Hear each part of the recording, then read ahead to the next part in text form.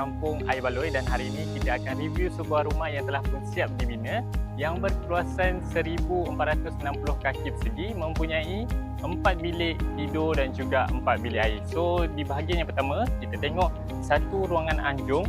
Okey, ruangan anjung ini berkeluasan 6x15 dan juga bila kita masuk saja kita akan jumpa satu pintu utama. Okey, pintu utama ni menggunakan safety door iaitu tambahan tuan rumah, okey, daripada New Age. Dan masuk sahaja di ruangan ini adalah ruang tamu yang berkeluasan 13x20. Okey, di bahagian atas kita ada satu lighting box dan juga di ruangan family. Okey, bila kita masuk saja ruangan family ni yang berkeluasan 10x19. Dan setiap ruangan tingkap, okey, kita menggunakan tuan rumah nak tambah grill, okey, boleh nampak dekat sini. Dan juga bila kita masuk sahaja sebelah kiri, di sebelah kiri ini kita ada satu bilik master, okey. Bilik master ini berkeluasan 14x14 dan tuan rumah dah masukkan barang-barang dan juga satu di setiap bilik memang kita akan bagi satu kipas 5 bilah. Dan di sini kita ada satu ruangan bilik air. Okey, bilik air ini berkeluasan 4x8.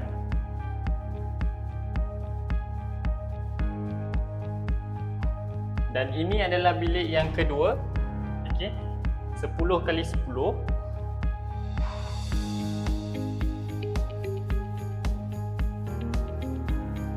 Dan ini adalah bilik air yang kedua yang berkeluasan 4x6. Dan setiap bilik air memang kita akan bagi satu shower, satu toilet dan juga satu sinki. Dan ini adalah ruangan bilik yang ketiga yang sama juga saiznya 10x10 dan ini adalah bilik yang terakhir kan 10x10 juga.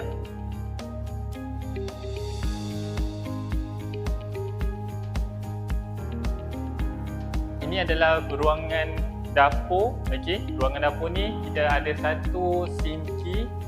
Okey, satu sinki ni dan juga kita bagi secara percuma. Hari itu kita pada awal bulan kita ada promosi untuk bagi satu set dapur secara percuma dengan jenama Rubin. Dan di atas ni kita ada kabinet dan juga di bawah pun ada sama. Okey, ini adalah dikira sebagai cas tambahan. Okey, tuan rumah nak tambah kabinet dan ini adalah bahagian ruang toilet yang ketiga yang berkeluasan 5x7. Dan ini adalah ruangan laundry, okey, yang berkeluasan 5x7 dan ada satu dinding ni, okey, kita letakkan batu angin supaya punya angin, okey, masuk ke dalam rumah supaya taklah panas sangat. Dan kita pergi ke ruangan belakang pula dan ini adalah bilik air yang terakhir, okey, yang berkeluasan lebih kurang 5x6. Okey, sama juga kita bagi toilet satu, shower satu dan juga sinki satu. Dan di atas kita menggunakan bumbung slab konkrit dan juga kita ada satu tangki 800 liter, okey. Okey, itu sahaja daripada APR hari ini. Jika anda berminat untuk pakej tanah dan rumah ataupun membina rumah atas tanah sendiri, anda boleh kontak kami, klik bio dan juga terus ke ofis kami di Pilihan Property Management Sdn Bhd. Dan kita ada satu lagi, okey, ofis di Bandar Mahkota Bangi.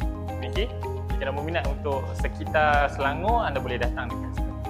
Okey, sekian, terima kasih.